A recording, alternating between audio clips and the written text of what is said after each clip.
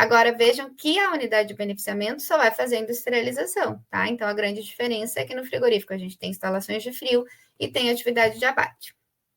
Às vezes eles suprimem, né, algumas palavras e não colocam a integralidade do texto da lei seca, por isso que vocês têm que se acostumar.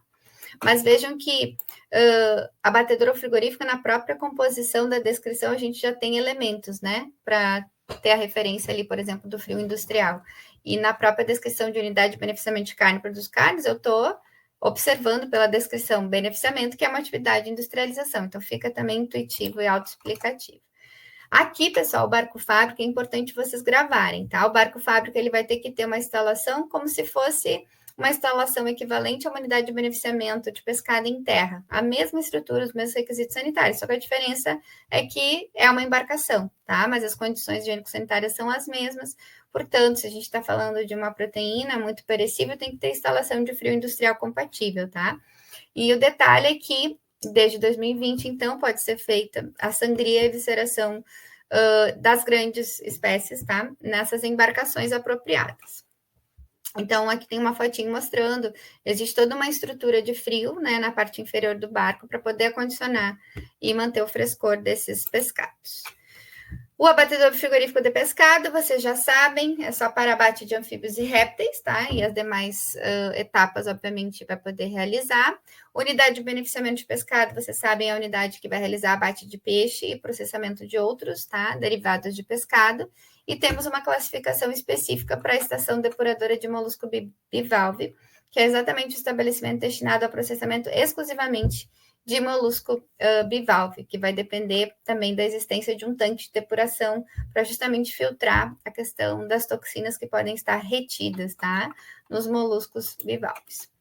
A granja avícola, pessoal, então, é a classificação para estabelecimentos que processam ovos e derivados. No caso, a granja avícola é exclusivamente produção própria. Lembra, granja leiteira é 100% leite da propriedade. Granja avícola é 100% também produção própria, tá? Exclusivamente. Então, nesse caso, esse tipo de estabelecimento não pode receber ovos de outras granjas. Ele não pode. Por quê? Porque ele produz 100% da sua matéria-prima, ele industrializa 100% da sua matéria-prima, tá bem? Então, isso é bem importante. Pode ter uma questão dizendo que é possível receber ovos de outras granjas produtoras, tá? E não é verdade. E a granja avícola, ela só vai fazer o quê? A classificação e ovoscopia, a inspeção de ovos, e vai classificar para poder vender e rotular o ovo em natureza. Não é o ovo industrializado. Então, granja avícola, tá? Ela pode comercializar os seus ovos para um beneficiamento e industrialização na unidade de beneficiamento. Mas ela, granja avícola, não pode receber ovos de terceiros. Ela trabalha só com a produção dela e ela vende e rotula o seu produto para comercialização dos ovos em natureza, certo? Não pode industrializar, não pode receber ovos de outras granjas, tá? Tá no artigo 20. A gente sempre vai destacar o que é de maior incidência, as palavras-chave que acontecem nas questões, e vai sempre dar uma contextualizada para que vocês entendam a demanda da legislação de uma forma aplicada, tá? E na sequência a gente sempre faz as questões. Muito importante, pessoal, trouxe aqui do artigo 20, ó. A classificação dos ovos, tá? Poderá ser dispensada se a unidade de beneficiamento já receber, obviamente, os ovos classificados. Tá? Então, lembra, se passou por uma granja avícola, já houve a atividade de ovoscopia e de classificação. Como a granja avícola pode vender o seu ovo para industrializar em outra unidade, então já houve, pode acontecer de já ter acontecido a classificação prévia, tá?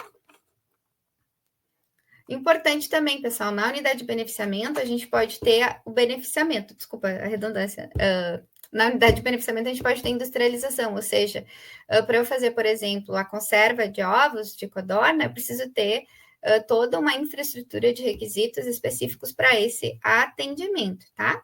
Então, essa parte de instalações para industrialização de ovos, ela vai ser obrigatória só quando tiver, de fato, a produção, por exemplo, dos ovos em conserva ou de uma linha de ovo pasteurizado, por exemplo.